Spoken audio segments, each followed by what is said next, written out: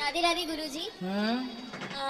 मेरा आपसे 3 सवाल है। पहला सवाल ये है कि आप शादी के बाद भी बेटियों का अपने पेरेंट्स का फाइनेंशियली और फिजिकली हेल्प करना गलत है क्या? मदद तो सबकी करनी चाहिए। मतलब जैसे अगर पेरेंट्स को जरूरत हो। जी ठीक ठीक, छोड़, खुश रहो, बैठो मेरी माँ, ठीक, बैठ जाओ।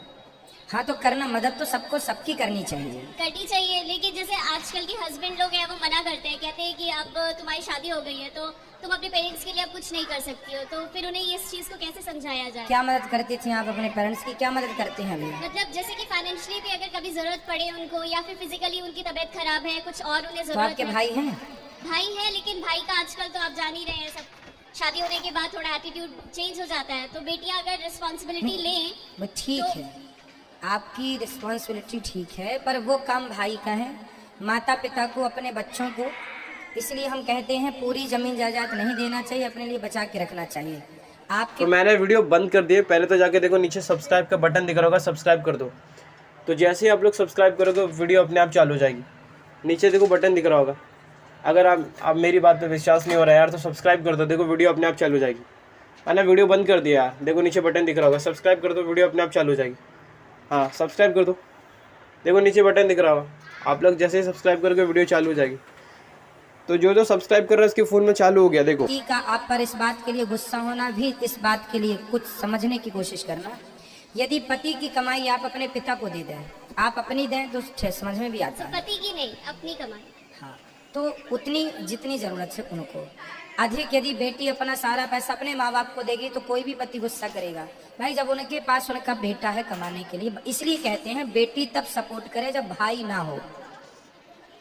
भाई ना हो तो आपका सपोर्ट करना जायज है। अब आप पिता को सपोर्ट करती हैं, करना भी चाहिए, लेकिन उससे आपके रिश्ते बिगड़ रहे हैं कि नहीं?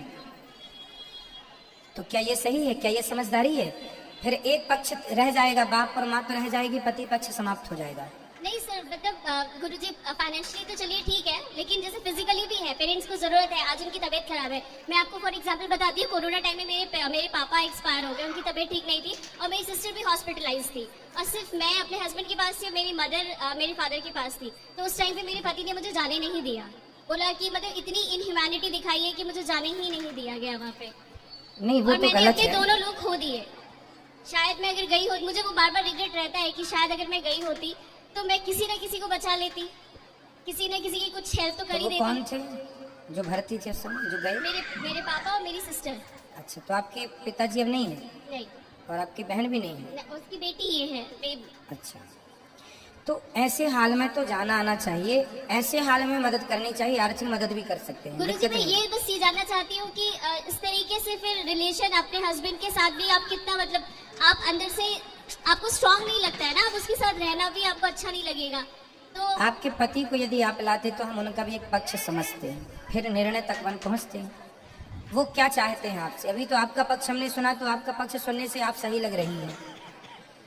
आपके पति का ये भी पक्ष हो सकता है कि जब से शादी हुई है तब से पति को समय ना देकर केवल माँ बाप को समय दे रही हैं। यदि ये शिकायत पति की है तो फिर आप ही निर्णय लीजिए कि क्या ये सही है।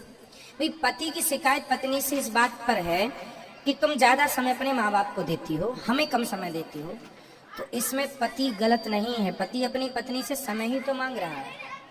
परंतु यदि आपका पति, वैसे देखो, दामाद को भी अपने सास ससुर को अपने माँ बाप की तरह रखना चाहिए, समझदारी तो ये कहती है, परंतु आपको समझदारी का ये परिचय देना है कि आपको अभी अपने पति के साथ रहना है और पति के साथ रिश्ते नहीं बिगाड़ने, जीवन उन्हीं के साथ गुजरना है। माँ बाप ने तो आपका कन्यादान कर दिया है, जिम्मेदारी होती है हर बेटी की, निभाना भी चाहिए, पर उस चक्कर में कहीं पति ना चला जाए, कल को आरोप लगा देगा कि जाओ फिर अपने माँ के पास रहो, बाप के पास रहो फिर। इसलिए बेटा दोनों को बैलेंस करके चलो। तराजू के दोनों पलड़े यदि बराबर होते हैं ना तो हिसाब होता है। यूं पलड़ा हुआ तो हिसाब किताब गड़बड़ है, यूं होना चाहिए, बैलेंस बनाओ। यदि आपकी गलती है उसे एक्सेप्ट कर लो, स्वीकार कर लो। गलती नहीं है तो पति को लेके आना, मैं ऐसे समझाऊंगा कि वो आपके माँ बाप को माँ बाप की तरह ही रखेगा, खुद के माँ बाप की तरह रखेगा, मैं समझा दूंगा। पर आपकी गलती है तो आप उसे एक्सेप्ट कर लो, उसे खत्म करो, क्योंकि उससे आपका नुकसान है। आपका तो भविष्य लंबा है, माँ बाप का तो चलो हो गया, गई बहुत थोड़ी रही। लेकिन आप देखो कि कहीं आप भी तो गलत नहीं है। गुरुजी दूसरा सवाल आप गलत हैं क्या इस मामले में? गुरुजी मैं कैसे बोल दूं? अभी आपने कहा कि आप जब तक दोनों पक्ष नहीं जानेंगे आप ही बताने वाले हैं, तो ये बोलना भी तो थोड़ा इम्पॉसिबल लग रहा हाँ, है। इसलिए उनको भी लाना, एक बार उनके मन की सुनेंगे कि वो आपको कितना प्यार करते हैं, आपके साथ वो आगे क्या व्यवहार करना चाहते हैं, और ले आएंगे तो हम समझ लेंगे उनसे।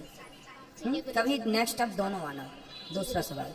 दूसरा गुरुजी दूसरा सवाल ये है कि जैसे मेरे फादर और मेरी जो सिस्टर है कोरोना में एक्सपायर हुए, तो क्या कोरोना में एक्सपायर होना गलत होता है?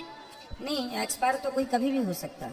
नहीं सर, जैसे ये कहा जाता है महामारी में या फिर ऐसा कुछ, मतलब उनके कर्म कुछ ऐसे तो नहीं ना थे? ना नहीं, ऐसे कर्म से तो नहीं, जिसका जब समय है वो तभी जाता है। ऐसे अब कोई महामारी में चला गया तो गुरुजी लोग कहते हैं कि मतलब अच्छे कर्म नहीं किए थे तो। बहुत बड़े साधु संत भी कोरोना काल में गए हैं, जी फिर अच्छे लोग भी गए हैं।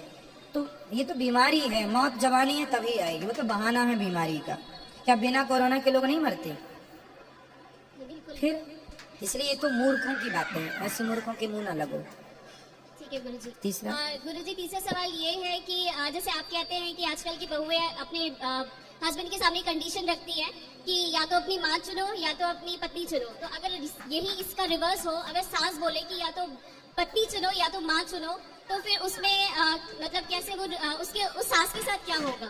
जैसे बहुओं के साथ तो ये आप कहते हैं कि अच्छे कर्म नहीं होंगे तो चुड़ैल बनेंगी या तो सास भी चुड़ैल ही बनेगी, उसमें क्या है? जो गलत करेगा, जी गलत तो कोई चाहे सास करे या बहू करे, हम करेंगे तो हम भी। बट गुरुजी वो तो इतनी बड़ी है, उन्हें तो समझना चाहिए। अगर वो भी यही सवाल करे, कंडीशन रख ले अपने पुत्र के सामने, तो ये तो सही नहीं है ना? देखो गलत तो गलत ही है, किसी सास को ना किसी बहू को ऐसे सवाल। परिवार में जब रिश्ते हैं तो उन्हें निभाने की कोशिश करना चाहिए, ना कि तोड़ने की। या फिर रिश्ते बनाने के पहले ही समझ लो कि भाई हमें इससे रिश्ता नहीं बनाना, अब बना लिया है तो फिर निभाना ही ऑप्शन है, दूसरा कोई ऑप्शन नहीं है। जी ये समझदारी सबकी है, सास की, बहू की, जेठानी की, पति की, पत्नी की, सबके लिए लागू होती है। जी ठीक है, थैंक यू गुरुजी। समझदारी से रिश्ता निभाइए। गुरुजी मेरी मदर, इनको आशीर्वाद दे दीजिए। गुरुजी राधे राधे। जी गुरुजी पति जब से खत्म हुए बहुत टेंशन रहता है। क्या टेंशन है? उन्हीं का हमेशा दिमाग में घूमता है। अब मत घुमाइए उनमें अपना दिमाग, वो चले गए, उनका समय पूरा हो गया है। अब आप अपना बचा हुआ समय भगवान में लगाकर अपना ध्यान रखो और अपना जीवन गुजारो। आपका बेटा कैसा है, बहू कैसी है, सेवा कर रही है कि नहीं? गुरुजी बेटा तो अच्छा है लेकिन बहू नहीं सुनती है। नहीं, फिर आरोप बहू पे मत लगाइए। हर माँ यही कहती है बेटा अच्छा है बस बहू बुरी है। नहीं, कोई बहू रहती है थोड़ा कम रहती है, कोई ज्यादा रहती है। पूरे भारत में आज तक मुझे शायद कोई एक सास मिली हो जो ये बोले कि मेरी बहू बहुत अच्छी है। लेकिन गुरुजी उसके आज तक किसी सास ने नहीं कहा कि मेरी बहू अच्छी है, और किसी बहू ने नहीं कहा कि मेरी सास अच्छी है। कहने वाली होंगी तो करोड़ों में कोई एक दो। मुझे आज तक ये नहीं समझ में आया कि हर सास को बहू क्यों बुरी लगती है और हर बहू को सास क्यों बुरी लगती है, हर जेठानी को देवरानी क्यों बुरी लगती है और हर देवरानी को जेठानी क्यों बुरी लगती है। सब कैसे बुरे हो सकते हैं, एक बात बताइए। इसका मतलब बुराई किसी में ना होकर हम में होती है। इसलिए खोटा बेटा होता है, खोटी बहू नहीं होती। यदि बेटा लायक है ना तो बहू की दम नहीं है कि कुछ कह ले, कुछ कर ले। खुद का सिक्का खोटा होता है ना, तब बहू पे आरोप तो कोई भी लगा दे, मेरी बहू ने भड़का दिया। छोटा सा दूध पीता है कि भड़का दिया। इसीलिए गुरुजी वो तो हमारे हस्बैंड आर्मी में थे, सूबेदार मेजर थे, रिटायर हो गया। उसका हमें टेंशन नहीं है कि बहू सेवा करेगी कि नहीं करेगी। जिंदगी के लिए दे के हमें बहुत गए हैं। फिर आप भगवान में हम तो चाहते हैं भगवान से ये प्रार्थना करना कि आपको किसी के सहारे की जरूरत ही ना पड़े। बस गुरुजी यही सोचते हैं, लेकिन तभी भी पति है, कभी झगड़ा हम लोग में हुआ। आप नित्य कथा सुना करो और भगवान की कथा सुनने से आपका जितना भी टेंशन है वो समाप्त होगा और बिल्कुल स्वस्थ जिंदगी गुजारो। ये समझो कि आपके पति भगवान है। आज ही की कथा में, आज की कथा आपने सुनी, आज ही हमने बताया, कल भी ये बात बताई थी कि पति यदि परमेश्वर हो जाए तो सबके पति वही है। उनसे नाता जोड़ लो, वही अपने हैं मीरा की तरह। बस सबसे धीरे धीरे मन हटा लो, ना बेटा ना बहू ना पोता ना पोती ना बेटी, धीरे धीरे। और भगवान करे आपको किसी के सहारे की जरूरत ना पड़े, गिलास पानी भी ना लेना पड़े किसी से। ये प्रार्थना करो भगवान से। पॉजिटिव सोचो, पॉजिटिव रहो। आरोप किस पे लगाएंगे, ये बुरा है, ये बुरा, कोई बुरा नहीं होता। मेरी माँ मन बुरा है तो सब बुरे हो, मन अच्छा है तो कहते ना मन चंगा तो कटौती में। यदि हम अच्छे हैं ना मेरी माँ, सब अच्छा है, और हम ही अशांत हैं, हम ही यहाँ से परेशान हैं, टेंशन बहुत है। तो बेटा श्रवण कुमार भी हो तो अच्छा नहीं लगता, क्योंकि यहाँ खोपड़ी नहीं में। गुरुजी, उसके लिए हमें टेंशन नहीं होता है, हमें यही अपने पति के लिए टेंशन है। बस कथा सुनो, पति का तो चिंता ना करो, टेंशन खत्म हो जाएगी। खुश रहो गुरुजी आशीर्वाद दे दीजिए। और खुश रहा करो। जो हो गया उसे आप ला नहीं सकते, इसलिए जो गई जिंदगी, जो समय गया चला गया, जो बचा है वो प्रसन्नता से गुजार लो, भगवत चिंतन में गुजार लो। किस किस के लिए रोएंगे ये बताओ। गुरुजी राधे राधे। अब खुश रहेंगे आप, प्रसन्न रहिए, कथा सुनिएगा, है ना, खुश रहिए। राधे राधे गुरुजी, आपके चरणों में मेरा कोटि कोटि प्रणाम। बताओ। गुरुजी प्रेशर तो बहुत है, लेकिन मैं थोड़ी भूल गई आपको देख के। मैं आपको देख के गुरुजी इतनी खुश हूँ, मैं बता नहीं सकती गुरुजी, मुझे इतनी खुशी हो रही है। मैंने दूसरी बार देखा। सदा खुश रहो तुम, दुआ है हमारी, सदा खुश रहो। बताओ। गुरुजी आप कान्हा जी का रूप हो, बस गुरुजी आप पे मुझे कान्हा जी दिख रहे हैं गुरुजी, मुझसे बात भी नहीं हो रही, मेरे हाथ कांप रहे हैं गुरुजी।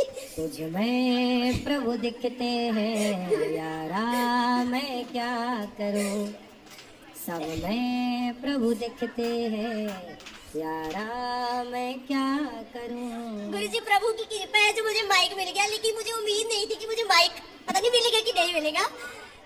गुरुजी मुझे 4-5 साल हो गया आपकी कथा से जुड़ी हुई हूँ मैं। आपकी कथा सुन के गुरुजी मैं इतनी ज्यादा बदल गई हूँ, बहुत ज्यादा। पहले ठीक है, थोड़ी बहुत मैं गुस्सा करती थी, पति के साथ भी थोड़ा बहुत हो जाता था, लेकिन गुरुजी जैसे ही मैंने आपकी कथा सुनना स्टार्ट किया, मैं कुछ नहीं बोलती किसी को, ना पति को आगे मुझे कुछ बोल भी दे फिर भी मैं मुस्कुरा देती हूँ, कोई नहीं कर लीजिए आप, कोई बात नहीं, है ना। तो गुरुजी जैसे आप बोलते हो कि बच्चों को सिखाना चाहिए कि मम्मा पापा नहीं बोलना चाहिए, जब से मेरा बेटा हुआ है मैंने इसे यही सिखाया कि बेटा माता जी बोलना, पिताजी बोलना, ये यही बोलता है, मम्मा पापा नहीं बोलता। तो कई लोग गुरुजी हंसते हैं, मजाक उड़ाते हैं कि ये कहना की है ना, ये पुराने रीति रिवाज की है कि माता जी पिताजी कई रिश्तेदारी लगा लो गुरुजी। तुम लोग को बताया करो कि पापा बुलवा के तुम कौन सी अपनी पूजा करवाते हो, तुम्हारा बेटा पापा मतलब पाप। तो अगर आप लोग को हमारी वीडियो अच्छी लगी तो एक लाइक कर देना और एक प्यारा सा कमेंट जरूर कर देना यार, और अपने परिवार में शेयर करना भूलना मत, ताकि उनको भी इतना महत्वपूर्ण ज्ञान मिल पाए। और सब्सक्राइब इसलिए कर देना ताकि हमारी कोई भी नई वीडियो सबसे पहले आपके पास आए और आप सबसे पहले ज्ञान ले पाए। तो इसलिए सब्सक्राइब कर देना, देखो नीचे बटन दिखता होगा, सब्सक्राइब कर दो जाके, तो हमारी सबसे पहले वीडियो आपके पास आए, इसके लिए कह रहा हूँ सब्सक्राइब कर दो। नीचे बटन दिख रहा होगा, देखो सब्सक्राइब कर दो, हाँ कर दे सब्सक्राइब, तो हमारी नई वीडियो सबसे पहले आपके पास आएगी, सब्सक्राइब कर दो।